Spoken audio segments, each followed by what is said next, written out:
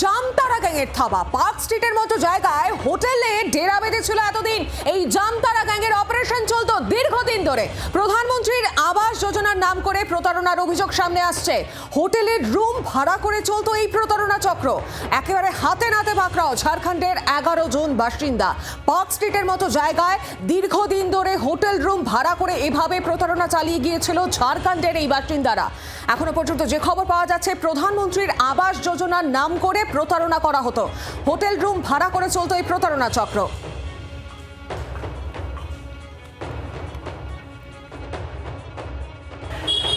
খাস কলকাতায় পার্ক স্ট্রিটে হোটেল ঘর ভাড়া নিয়ে সক্রিয় জামতারা গ্যাং। পুলিশ সূত্রের খবর যে পার্ক স্ট্রিটের একাধিক হোটেল থেকে 11 জনকে গ্রেফতার করা হয়েছে, যারা জামতারা গ্যাংয়ের সদস্য। এবং মূলত যেটা অভিযোগ যে বিভিন্ন ব্যক্তিকে এই হোটেলে যেখানে আমরা রয়েছি সেখানেই ঘর ভাড়া করে মূলত ফোন করে তাদেরকে প্রতারণা করা হচ্ছে।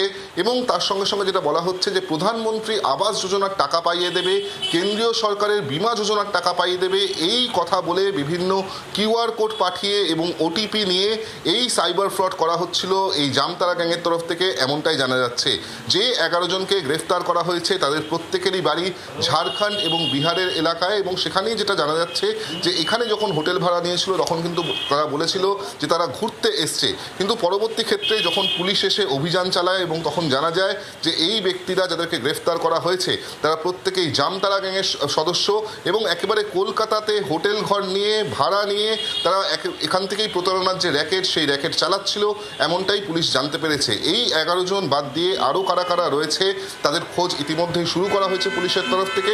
আপাততভাবে এই 11 জনকে আদালতে পেশ করে পুলিশ নিজেদের হেফাজতে নেওয়ার জন্য আবেদন জানাবে, এমনটাই পুলিশ সূত্রের খবর। জি 24 ঘন্টার জন্য। আর এবার শুনবো হোটেল ম্যানেজার, তিনি কি বলছেন। 11 को आए थे, 11 को दोपहर। क्या बोल के आए थे? यही 5 लोग आए थे, 2 रूम लिए घूमने की। हम लोग 1-2 दिन रहेंगे फिर निकल जाएंगे। बिहार से, देवघर से थे, झारखंड से थे। पुलिस तो रात को आया था। पुलिस आया अपना, उन लोगों जो भी उन लोगों को ये मिला था अपने हिसाब से वो लोग काम किए, उन लोग को ले गए। मेरे यहाँ तो 5 ही रुके थे, लेकिन अरेस्ट पुलिस की थी 12-13 लोगों को। जानकारी तो मिला पुलिस के अकॉर्डिंग कि वो साइबर क्राइम करते हैं। বাংলার আওয়াজ, বাঙালির আবেগ, জি 24 ঘন্টা।